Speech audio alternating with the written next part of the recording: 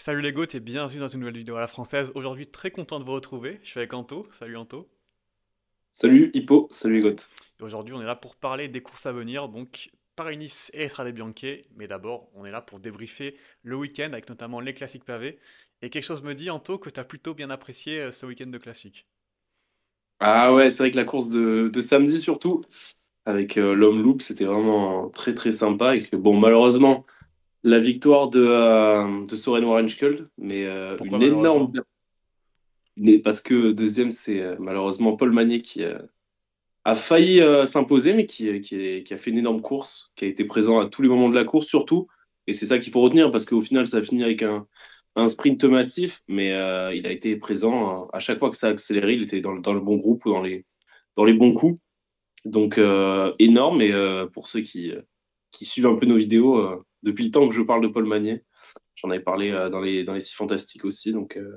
Oui, t'en parles à chaque Donc vidéo. voilà. Donc, Bah, j'en parle dans chaque vidéo et j'en parlerai d'ailleurs dans toutes les vidéos maintenant jusqu'à la fin de l'année. Et non, très content, très très content. Moi, j'ai trouvé que c'était peut-être un peu décevant comme course, que vu qu'il y avait beaucoup de sprinters, j'ai trouvé que ça s'était un peu, ça n'avait pas trop accéléré, notamment le lendemain sur Kurn que remporte Philipsen où il y a quasiment rien eu, mais même sur l'Omloop il y a eu quelques accélérations, notamment Philipsen qui a essayé d'attaquer à quelques reprises, mais sinon pas grand chose, donc je trouve ça un peu décevant que ce soit arrivé au sprint sur les deux. Mais sinon, grosse perf de Magnier, c'est clair. Stéphane Kung aussi qui a failli remporter la course. En partant, il y avait une espèce de petit groupe qui était sorti dans les derniers monts. Et il a réussi à partir à prendre 15 secondes d'avance. Mais malheureusement, derrière, ça s'est regroupé et ça a roulé sur lui. Il s'est fait reprendre à 2 kilomètres ou un peu Ouais, moins. il y avait trop d'équipes, hein, il y Il y avait avait trop trop de, d'équipes ouais. encore. Bah, trop de sprinters surtout. Mais ça montre vraiment qu'il est en grosse forme parce que il a tenu pendant très très longtemps, hein. Donc non, non, très cool, Ouais, très du cool coup. ce petit homme loop.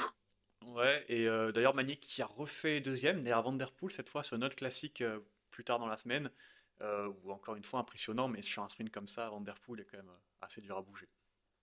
Ouais, le Samin, c'était bah, du coup il y a 2 jours quand vous regardez la vidéo.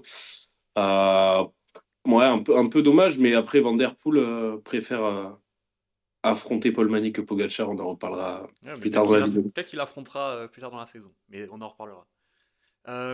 Et on a aussi eu du coup les deux classiques en Ardèche, dont une remportée par Romain Grégoire, grâce à un magnifique changement de route de la moitié de ses concurrents, où il allait s'imposer, un peu à la manière finalement de Ghana sur, sur l'Algarve, mais cette fois-ci il a eu la La guerre. victoire. Et c'est d'ailleurs la deuxième fois où il prenait la bonne route, puisqu'il était aussi dans la route Ghana à l'Algarve, donc Romain Grégoire, très très bon tacticien, qui va s'imposer, qui est vraiment en pleine forme pour le coup.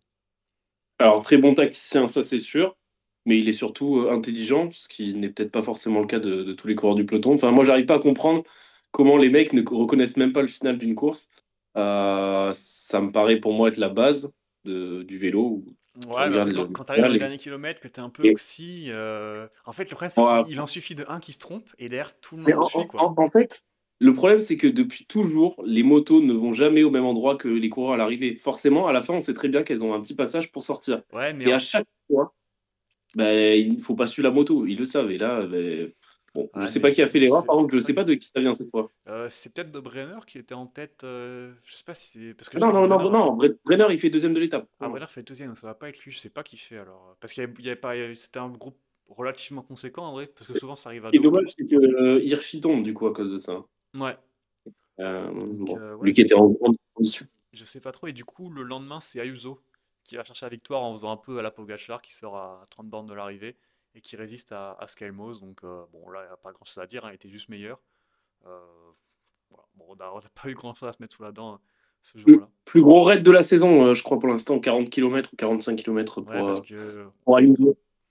ce sera Avant, battu peut-être. peut-être On samedi. en parlera dans quelques instants. On en On en parlera. parlera dans quelques instants. Bah, après, de toute façon, c'est un peu tout ce qu'on a à Ouais, dire de ouais. ce côté-là. Je sais pas si toi, tu as quelque chose à rajouter. Non, non, non. Non, non, on a. Bon, après, juste pour revenir sur l'homme loop et sur le week-end un peu décevant, l'homme loop a jamais, de toute façon, été hyper fun. Enfin, moi, je préfère y avoir un sprint limite plutôt que voir Visma attaquer à 70 mecs et gagner quoi qu'il arrive avec un Visma. Donc, bon, voilà. C'est sûr que de toute façon, l'homme loop, c'est pas la course du siècle, mais ça nous met un peu en bouche, on va dire, avant ce qui va arriver et le 3 notamment dans quelques semaines. Ouais, et ce qui va arriver assez rapidement, c'est Estrade Bianche, donc samedi avec comme ultime et immense favori, c'est Pogacar, vu que Van Der Poel, il avait dit qu'il venait pas, ensuite qu'il venait, et au final, il sera pas là, donc il laisse Pogacar avec un boulevard assez énorme. Et j'ai du mal à imaginer quelqu'un battre Pogacar hors chute, problème mécanique, ou alors énorme retournement de situation, où il y aurait une échappée de 50 coureurs qui part. Enfin bon, je vois aucun scénario où il est battu, honnêtement. Bah, alors bon, déjà, restez jusqu'à la fin de la vidéo parce qu'on parlera en fin de vidéo d'une possible participation de Pogacar à Roubaix. Donc, n'hésitez pas, on va donner notre avis. Mais Pogacar, bon, qui devrait être sans trop d'hésitation l'immense favori, voire déjà quasiment le vainqueur d'Estrade. En fait, oui, voilà. L'avantage d'Estrade, on va dire, c'est qu'il peut toujours avoir une crevaison et du coup, voilà, ça reste une Il course en de faudrait vélo. deux ou trois des crevaisons. Mais il en faudrait, à mon avis, deux ou trois, sauf si c'est vraiment dans le final et que. Ouais. Mais même, bon, quand on se souvient de ce qu'il a fait l'année dernière là-bas, euh, ça donne très peu de chance, on va dire, aux adversaires. Mais par contre, on a une belle start list derrière Mhm. pour jouer un podium. Avec déjà la rentrée de Mikel Landa, par exemple, qui d'ailleurs fait sa première participation au Stradé. Et puis d'autres mecs en forme, comme Van Edvelt, par exemple, Bilbao ou, aussi. euh, Bilbao qui a ou déjà bien Bilbao. performé sur l'Estradé. On a Madouas et Grégoire qui avaient aussi très bien performé il y a quelques Ouais. années. Godu aussi en forme. Du côté français, on est pas mal. On a aussi une belle Ouais. start list assez complète chez AG2R avec les Labros, Tronchon. Je crois qu'il y a Berthet aussi. Il doit y avoir Prodhomme. Donc Il y a Isidore Isidore aussi. aussi. Mais Isidore, ça me semble un peu compliqué quand même chez une classique aussi longue. Mais ouais, il y a Mm, une belle mm, mm. start list, Van Gils, Pidcock. Donc c'est assez ouvert derrière. Ça, c'est là où c'est dommage parce que honnêtement, il n'y avait pas Pogacar, ça serait vraiment une énorme course. Parce qu'il n'y a pas d'énormes noms, je trouve, qui se dégagent derrière Pogacar. Peut-être Hirschi qui est assez en forme, mais même pas, hein. Donc ça va être une course ouverte pour le podium, je pense. Et toi, du coup, petit prono, on enlève Pogacar, tu vois qui? Moi, Van Gils m'a paru très fort sur la communauté de Valence. Surtout, Ouais, voilà, après, il y avait dans... personne. Et il va tout mais il va quand même assez vite au sprint. Donc dans la dernière bosse, ça peut compter. Et Grégoire aussi. Grégoire très très fort. Et il aime bien Mm. ce genre de course, donc je le vois bien performer. Mais les Stradales, ce qui est bien, c'est que c'est assez compliqué de prévoir souvent. Il y a quand même toujours des Ouais, surprises sur le podium. il y a beaucoup de faits de course aussi, ouais. Ouais, il y a beaucoup de profils qui peuvent performer. C'est pas comme un Tour des Flandres où tu sais à peu près qui est-ce qui va performer. Là, tu peux avoir des coureurs de classique, des punchers, des mecs assez complets. Donc, bon, En à voir. grosse cote, moi, je pense à Attila Walter, qui avait bien perf il y a une saison ou deux saisons, je sais plus. Il avait été énorme, non? J'ai le souvenir d'Attila Walter. En fait, c'est mon seul souvenir que j'ai de lui chez Visma. Oui, c'est C'est l'année où Pitcock gagne, je crois. Van Der Poel gagne, non? Non, je crois que... Ah, je sais plus. Moi, j'ai le souvenir de quand Pitcock gagne, il était avec Benoît, ils avaient pas ramené le groupe, en fait. Ils étaient juste en train de s'attaquer comme des golemons, alors qu'ils étaient deux dans le groupe. Mais peut-être que quand Van Der Poel a gagné, il était là aussi. Mais Je sais moi, plus. je verrais bien Bilbao aussi bien performer, et Ouais. Mohoric aussi. Mohoric, on sait pas s'il va se réveiller un jour, parce que c'est quand même quelques saisons que c'est un peu compliqué, mais s'il retrouve son vrai niveau, c'est quand même un vrai prétendant. Il a toujours été d'ailleurs à peu près au niveau sur l'Estradé. Il doit faire top 5 ou 6 l'an dernier, donc ça Non, serait super surtout dommage. qu'on s'approche de Milan-San Remo quand même, donc Moric, ça va être un de ses grands moments de la saison. Je pense que il sera, à mon avis, là à Milan-San Remo, donc il a envie de se préparer, à mon avis, comme il se doit. Attention à Corte quand même, qui a bien tapine là, la semaine dernière d'ailleurs, Ouais. sur, je sais plus ce que c'était la course, c'était Oh, j'ai une oublié. C'est le Grand Camino. Grande Camino, Le voilà, Grand exactement. Camino. Avec d'ailleurs un énorme chrono, on n'en a pas parlé tout à l'heure, mais de Maxime Descombes. Ouais. Il y a un très bon Derek Guy aussi. On l'avait interviewé, Derek aussi. En parlant des mecs qu'on a interviewés d'ailleurs, Mathis Rondel sera là aussi Fort Prost aussi. au, au Why not? Stradé ou Fort Post, c'est vrai. Donc, Donc bon, une belle ça course serait à bien de les suivre. voir dans le top 20. Va falloir cacher comme en Formule 1 quand il y avait Verstappen qui gagnait tout le temps. Va falloir cacher Pogacar en tête de course. On va s'amuser pour le podium, quoi. Ouais, c'est ça. Bah, dites-nous qui est-ce que vous voyez sur le podium. C'est vraiment hyper ouvert en vrai. Donc, moi, je trouve que ça va être intéressant de ce côté-là. Et puis, pourquoi pas, si Pogacar est pas dans un bon jour, s'il crève, s'il se fait piéger, on peut toujours rêver, hein, on peut toujours rêver. Mais j'ai quand même pas mal de mal à y croire, surtout qu'il a une bonne équipe. Il a Del Toro, il a des mecs comme ça. Donc, bon, à partir de ce moment-là, c'est compliqué à manœuvrer. Et puis, on va passer la course par étapes. La première vraie grosse course par étape, parce que bon, le Tour, c'est quand même pas exceptionnel. C'est Paris-Nice, où il n'y aura pas Pogacar, mais il y aura son rival ultime, Jonas Vingegaard, qui lui aussi arrive en tant que très très grand favori. Bah, c'est le seul des six fantastiques hein, qui est là sur Paris-Nice, en tout cas d'après les dernières start list. On n'a pas encore la start list officielle malheureusement, mais donc oui, Vingegaard qui paraît être l'immense favori de la course. Maintenant, on l'a déjà vu avec Godu il y a quelques saisons, il n'est pas imbattable en Ouais. début de saison en tout cas. Donc est-ce qu'il sera... Je pense qu'il a vraiment envie de la cocher pour le coup cette saison, parce qu'il ne l'a jamais encore gagné et que on lui coltine surtout le statut de vainqueur du tour, mais bon, en course par étape, il n'est pas encore si impressionnant que ça. Donc je pense qu'il va vouloir un peu remettre les pendules à l'heure. Il a gagné en Algarve il y a quelques semaines. Donc je pense qu'il va être très très dur à manœuvrer, surtout qu'il aura une belle équipe si Mathieu Jorgensen est bien loin. Et bien là, Ouais, il avoir quand devrait. même le tenant du titre avec toi, bon, c'est pas mal quand Ouais, mais tu vois, t'as parlé de l'Algarve. Il gagne grâce au chrono, mais il n'était pas impérial en même. montagne. Après, en montagne, il se fait un peu piéger parce que Jumbo joue assez mal le coup. Mais on se souvient, l'an dernier, on avait Remco et Roglic sur Paris-Nice, et au final, c'est Jorgensen qui gagne, parce qu'il n'y avait pas grand monde qui s'y attendait. Et quand je vois la Sarklist, qui est quand même, je trouve, assez bonne, pour le coup, il y a pas Oui. mal de leaders. Et ça peut jouer comme ça sur des seconds couteaux, sur Jorgensen qui part en anticipant. Au final, ça se regarde derrière et c'est lui qui gagne, donc, ou un Vlasov, ou un Martinez, des mecs comme ça. Et sachant qu'il y a le chrono par équipe aussi, qui risque de faire des différences. Donc je vois pas Vingegaard forcément imbattable, évidemment, énorme favori, mais je pense qu'il y a moyen d'aller chercher, surtout qu'il y a des étapes un peu plus punchy. C'est quand même un peu Ouais. moins le domaine de Vingegaard, même s'il n'est pas si mauvais que ça. Donc, euh, donc voilà, moi je dirais attention à Matteo Jorgensen, parce qu'il a l'avantage d'avoir Vingegaard avec lui, donc ça veut dire que il va pouvoir tenter un peu plus, tenter d'anticiper. Et sur ce genre de course, pour moi, c'est une arme. On l'avait vu l'an dernier, c'est grâce à ça qu'il gagne. Et je le verrais bien refaire un coup comme ça, même s'il sera plus surveillé évidemment que l'an dernier.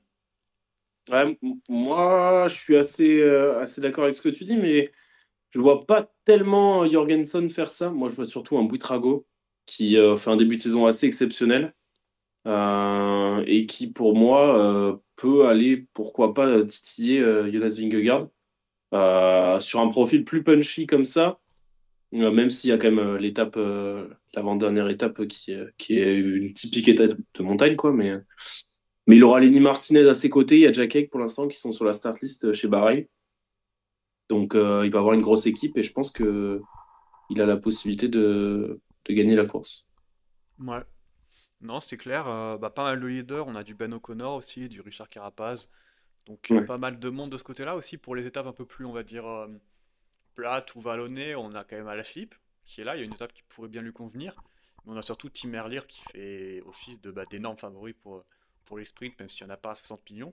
À voir s'il arrivera d'ailleurs à passer, parce que c'est pas des étapes toutes plates. S'il se Ouais. met en route tôt, après on l'a vu quand même assez à l'aise sur les classiques, même s'il y avait un peu de dénivelé avant.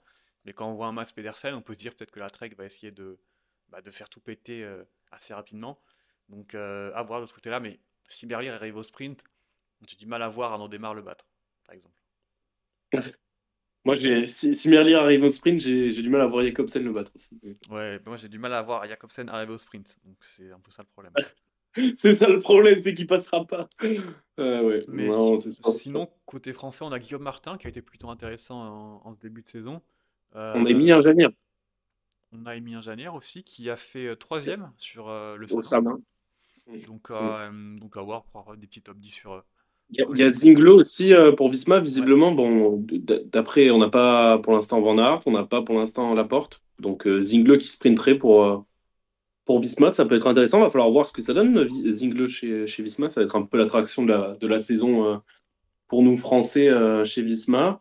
Et Pavel, pourquoi pas, ouais, qui peut. Bon, on va falloir voir si Almeida est leader, mais Pavel a l'air en jambes. Il a gagné le Tour de la Catalogne, de la Communauté de Valence, Catalogne, je sais plus. comité de Valence. Donc, Comité de Valence. Catalogne, Communauté c'est de World Valence. Tour, donc, Catalogne, c'est World Tour, hein, non. Donc voilà. donc voilà. Non, bah, après, je crois qu'on a fait à peu près le tour. Il y a des mecs qu'on a peut-être oubliés, mais n'hésitez pas à vous dire dans les commentaires quel est selon vous bah, le coureur qui peut potentiellement battre Vingegaard. Et puis on verra bien. Mais je pense que ça va être une belle course. Paris-Nice, de toute façon, c'est toujours une course assez fun vu que c'est le début de saison et que tout le monde n'est pas en pleine forme, certains font leur rentrée, etc. Ouais, non, Donc ça va être assez sympa. c'est clair. Du coup, je pense qu'on va pouvoir passer au mini-débat un peu, parce que c'est une information qui est pas mal ressortie ces derniers jours. Mm. Tout a commencé sur la reconnaissance, c'était il y a quelques semaines, de Pogacar sur Paris-Roubaix. Et puis après, on a eu de l'intox de dire que non, il la ferait pas, il va faire la Vuelta, et puis on sait pas, il va pas faire le Giro. Là, on nous dit que c'est possible, et plus les jours passent, plus on nous dit que ce serait possible, que ça va arriver, que voilà, que la décision sera prise bientôt. Honnêtement, j'ai du mal à voir un monde où Pogacar ne serait pas sur Paris-Roubaix. Avec tout ce qu'il dit, il a aucun intérêt à faire monter la pression pour à la fin dire bah non, au final, je viens pas. Donc je pense qu'il sera là. Est-ce que c'est une bonne chose? Je sais pas. Après, de toute façon, une fois qu'on a un Van Der Poel qui écrase complètement les courses pavées, autant qu'il y ait une concurrence à côté. Vu le début de saison de Van Aert, on n'a pas trop parlé, mais sur les classiques pavés, c'était quand même assez décevant. Ce serait bien quand même d'avoir un Pogacar qui puisse au moins répondre à Van Der Poel, avoir une course un peu intéressante. Je sais pas s'il peut gagner. Je sais pas toi, quel est ton avis? Est-ce que tu penses que c'est une bonne chose pour la course? Bah, je vais pas te mentir que d'une manière générale, toutes les courses où il y a Pogacar, c'est pas les courses que je kiffe le plus d'un point de vue personnel.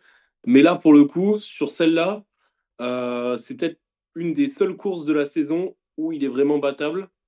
Et pour le coup, bah, c'est peut-être aussi kiffant un peu de voir Pogacar se faire battre à la régulière par un mec et le remettre un peu sur place parce que j'ai un peu l'impression qu'à force, c'est de l'arrogance de vouloir être un peu partout et omniprésent, montrer qu'il est le meilleur partout. Là, pour le coup, c'est pas du tout son terrain. Les pavés, déjà, c'est pas forcément quelque chose qui. Alors, certes, il a gagné le ronde, mais les pavés sur du plat, ça n'a rien à voir avec. Même s'il avait été très fort autour à l'époque, mais c'est dans un autre contexte, etc. Mm. Mais pour moi, il est battable sur cette course-là. Et ça serait pas mal de voir pourquoi pas Van Der Poel le remettre à sa place. Après, bon, voir Van Der Poel gagner Paris-Roubaix 40 fois, c'est pas non plus ce que j'ai envie de voir forcément. Mais bon, après, on aura d'autres. Faut pas non plus réduire la course que à Van Der Poel et Pogacar. Il y a Van Aert qui, on sait pas trop quelles conditions il aura à ce moment-là, mais Philipsen l'année aussi. dernière, Philipsen va avec peut-être les servir bons, il y a. à Van Der Poel pour une fois. Ça va peut-être Après, être un peu plus tactique.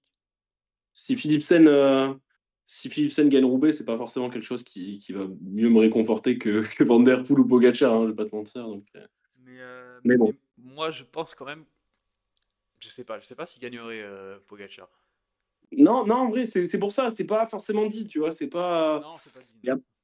mais après, je pense que de toute façon, s'il veut le gagner à terme, il est obligé de le faire une ou deux fois comme ça, Ouais. sans forcément le gagner. Roubaix, tu peux pas. Enfin, si tu peux le gagner peut-être sur un coup de chance dès la première saison, mais c'est quand même une course mythique où il y a des placements à avoir et une science de course que bon, ça prend pas comme ça derrière un écran. C'est Bon, pour le coup, ça peut être c'est intéressant quand même de voir.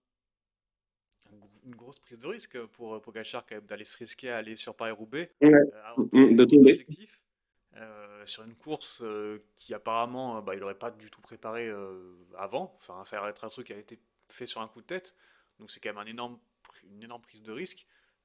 Surtout si, parce qu'on ne connaît pas encore la météo, ça se trouve ce sera un Paris-Roubaix Oui, très oui, oui. pluvieux, très sale, très beau comme en 2021.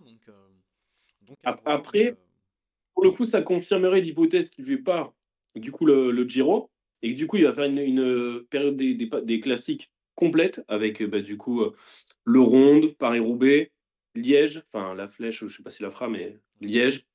Et ensuite, il coupe, comme il avait dit, hein, qu'il ferait le plus de classiques possible. Et ensuite, il reprend au Dauphiné et il fait Bah, Tour de France. il a dit qu'il ferait pas de course par étape avant le Dauphiné, donc ça veut dire qu'il va Ouais. faire toutes les classiques. Donc Mm, mm. peut-être qu'il sera là le 3 à ces genres de classiques-là. Donc ouais, on risque d'avoir beaucoup de Pogacar sur les classiques. Ce qui fait par contre qu'on n'aura pas de Pogacar sur les courses par étapes. Donc bon, au moins on aura des courses par étapes Oui, un peu oui. plus équilibrées. Mais oui, on verra, on verra. Donc Ouais. voilà, bah, n'hésitez pas à nous dire ce que vous pensez. Est-ce que vous pensez que Pogacar gagnera Paris-Roubaix s'il y participe? Est-ce que vous pensez qu'il va y participer ou peut-être que c'est juste un énorme coup de bluff? Bon, je serais pas Oui, après, d'accord.